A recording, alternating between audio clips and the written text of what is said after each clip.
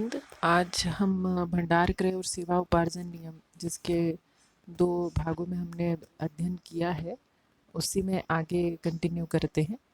हमने नियम 13 रख रखाव अनुबंध के बारे में पढ़ लिया था कि किस प्रकार से हम क्रय या उपार्जन करने वाली जो भी हमारी सामग्री है और उसकी लागत और स्वरूप के आधार पर हम जैसी भी आवश्यकता होती है, जिसने हमको सप्लाई किया, उससे भी हम रख रखाव अनुबंध कर सकते हैं। और ऐसा आवश्यक नहीं है कि हम उसी से रख रखाव का अनुबंध करें। हम किसी और से भी कर सकते हैं कि जिससे हमको जो सेवाएं हैं वो थोड़ी प्रॉम्प्ट मिल सके। लोकल का अगर हो और हमको ये लगता है कि हमको ज़्यादा अच्छे से इससे सुविधा होगी शासकीय कार्य में, और जो भी हमारा मेंटेनेंस होता है वो आसानी से हो सकेगा, तो हम किसी दूसरे से भी इसको कर सकते हैं नियम 13 के तहत। अब नियम 14 बहुत महत्वपूर्ण है। इसमें अर्नेस्ट मनी डिपॉजिट ईएमडी के बारे में है, निविदा की प्रतिभूति के बारे में। तो इसमें ये चीज़ ध्यान रखनी है कि जो निविदा की प्रतिभूति होती है, सामान्य रूप से ये है कि क्रय की जाने वाली वस्तु या उपार्जन की जाने वाली जो भी सामग्री है, उसकी अनुमानित मूल्य का कम से कम 0.5% और अधिक से अधिक 3% तक हो सकती है। तो निविदा की जो प्रतिभूति है ईएमडी, उसकी राशि क्रय की जाने वाली सामग्री या उपार्जन की जाने वाली जो सेवाएं हैं, उनके अनुमानित मूल्य के अनुसार निम्नानुसार निर्धारित की जा सकेगी। इसमें ये चीज़ है कि रुपए 10 करोड़ तक 3%, फिर 10 करोड़ से 50 करोड़ रुपए तक यदि हमारी निविदा का मूल्य जाता है तो 10 करोड़ तक तो हम 3% लेंगे, फिर जो बढ़ी हुई राशि होगी उसका हम 1% लेंगे। और आगे इसमें दिया है कि 50 करोड़ से अधिक पर बढ़ी हुई राशि जो है उसका 0.5%, या 50 करोड़ तक तो हम 1% लेंगे, पहले 10 करोड़ तक 3%, उसके बाद 50 करोड़ तक 1%, और उसके बाद 50 करोड़ से अधिक जो भी राशि होगी उस पर 0.5%, जैसे 0.5% कहा जाएगा, वो राशि हमको निविदा प्रतिभूति के रूप में लेनी है। यहाँ हमको सबसे ज़्यादा जो ध्यान देने वाली बात है वो ये है कि जो मध्य प्रदेश के सूक्ष्म और लघु उद्यम हैं और स्टार्टअप हैं, तो निविदा की प्रतिभूति उनसे नहीं ली जाएगी, उनको इसके भुगतान से छूट रहती है। और जब भी निविदा दस्तावेज हम जारी करते हैं तो उसमें ये जो निविदा की प्रतिभूति की राशि होती है उसका सही सही विवरण उपार्जनकर्ता संस्था के द्वारा, विभाग के द्वारा निर्धारित किया जाएगा, और जो निविदा दस्तावेज है, निविदा प्रपत्र हैं, उसमें इसको दर्शाना पड़ेगा कितने प्रतिशत हम तय कर रहे हैं और वो राशि कितनी होगी, तो वो अमाउंट हमको इसमें खुलासा करना होगा। और जो निविदा की प्रतिभूति है उसको देने का तरीका क्या रहेगा निविदाकर्ता के द्वारा, उसका ये तरीका रहेगा कि इलेक्ट्रॉनिक पद्धति से या किसी भी वाणिज्यिक बैंक से विभाग या उपार्जनकर्ता संस्था के खाते में डिमांड ड्राफ्ट, मियादी जमा रसीद, बैंकर्स चेक या फिर बैंक गारंटी के रूप में उसको जमा किया जा सकता है। और ये भी ध्यान देना है कि जो निविदा की प्रतिभूति दी जाएगी, निविदा की जो भी अंतिम वैधता तिथि है, जब तक हमने ये दिया हुआ है 21 दिन, 14 दिन या 7 दिन, 3 दिन, जो भी समय सीमा हमने निर्धारित की है निविदा प्रस्तुत करने के लिए, तो उसकी जो अंतिम तिथि है उसके 45 दिन तक की अवधि के लिए वैध होना ज़रूरी होता है इसका।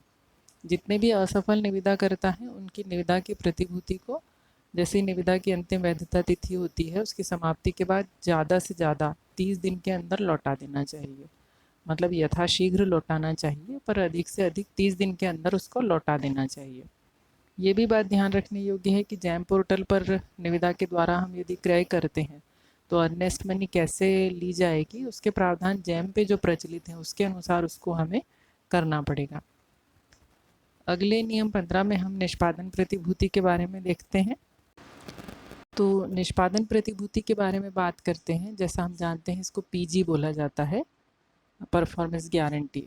यदि हम ऐसी निविदा कर रहे हैं, हमको ऐसा लगता है कि जो सफल निविदा करता है उसका कार्य अच्छे तरीके से हो, उसका जो निष्पादन करे वो कार्य का वो सही तरीके से करे, इसके लिए हम उससे निष्पादन प्रतिभूति लेते हैं।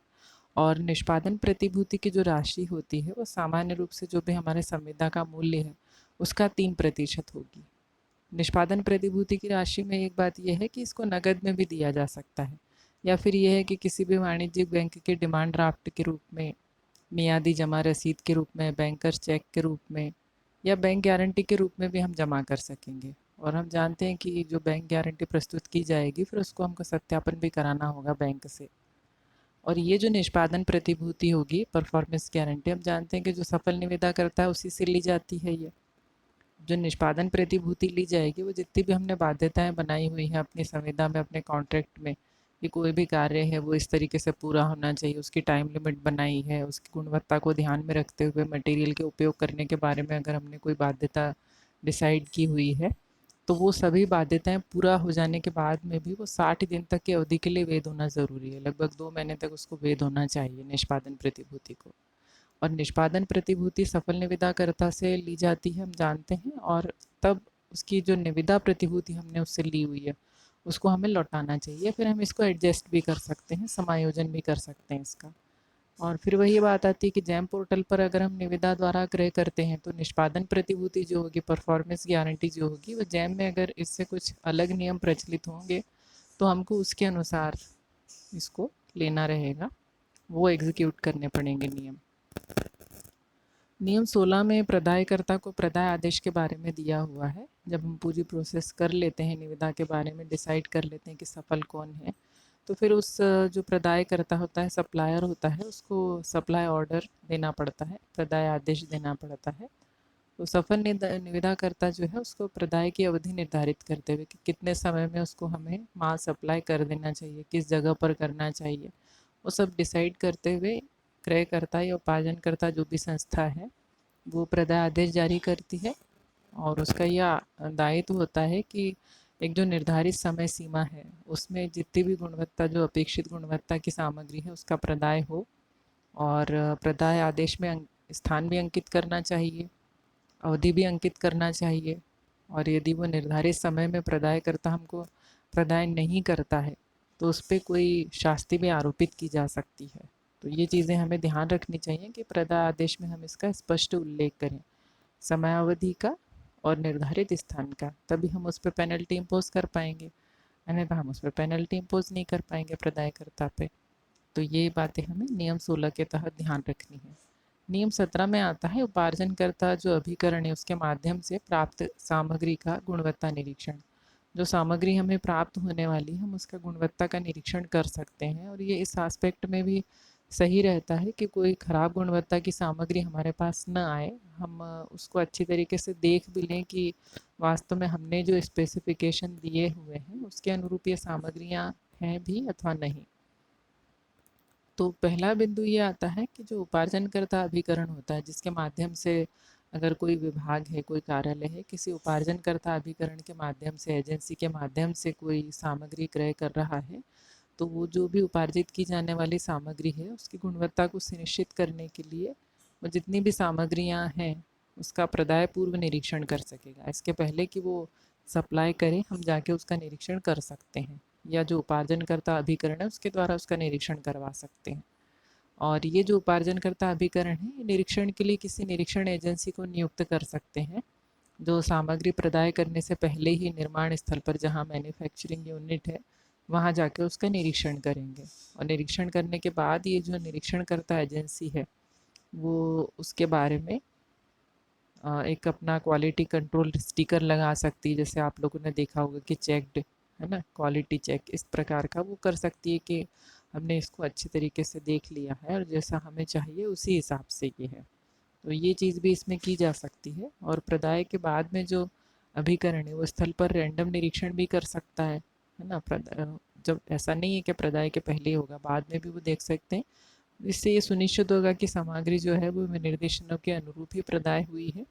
और ज़रूरी भी नहीं होता, कहीं जब बड़े असाइनमेंट्स होते हैं तो ज़रूरी नहीं रहता है कि पूरी सामग्री एक बार में ही आपको मिल जाए, तो इसका ऐसा रैंडम निरीक्षण भी किया जा सकता है।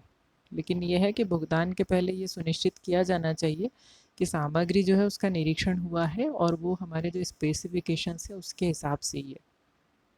जो भी हमें सामग्री प्राप्त होती है यदि वो हमारे स्पेसिफिकेशन के हिसाब से नहीं है उसकी गुणवत्ता, तो क्या करना पड़ेगा, जो भी क्रयकर्ता सामग्री है, सामग्री को क्रय करने वाला है, वो उसको जो भी सामग्री मिलेगी उसको मिलने के 7 दिन के अंदर उसको उपार्जनकर्ता अभिकरण के माध्यम से यदि वो ले रहे हैं तो ईमेल या ई पोर्टल के माध्यम से उसको अवगत कराना ज़रूरी होता है।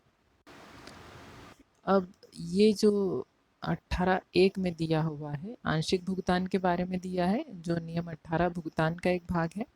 तो आंशिक भुगतान के बारे में ये स्थिति है कि जो आपूर्ति करता है और उसके द्वारा जितनी सामग्री हमको प्रदाय की जा रही है, उसके अनुपात में हम उसको भुगतान कर सकते हैं।